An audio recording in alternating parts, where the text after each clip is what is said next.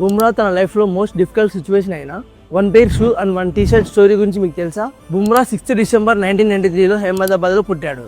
బుమ్రాకి 7 years ఉన్నప్పుడు తన father చనిపోయారు. బుమ్రా ఇంట్లో తినడానికి ఫుడ్ కూడా లేని సిచ్యువేషన్లో ఉన్నప్పుడు తన మదర్కి నేను క్రికెటర్ అవుతానని చెప్పాడు. బుమ్రా మదర్ నా దగ్గర అంత మనీ లేవు అని చెప్పింది. నువ్వు క్రికెట్ స్టార్ట్ ఎలా చేస్తావో అని చెప్పి వెళ్ళింది.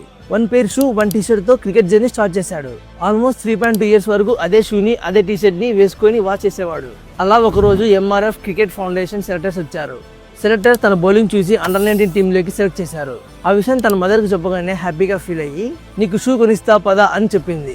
నైక్ షోరూమ్కి వెళ్ళిన తర్వాత ఆ షూ ప్రైస్ చూసి నా దగ్గర అంత మనీ లేవు అని బుమ్రా మదర్ చెప్పింది. బుమ్రా ఆ షూ వైపు చూసి ఏదో ఒక రోజు నేను కొంటా అని చెప్పి వెళ్ళిపోయాడు.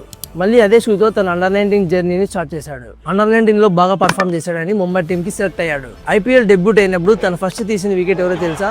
విరాట్ కోహ్లీ. అలా అన్ని స్ట్రగుల్స్ ఫేస్ చేసిన బుమ్రా ఈ బౌల్లోనే నెంబర్ 1 బౌలర్ అయ్యాడు.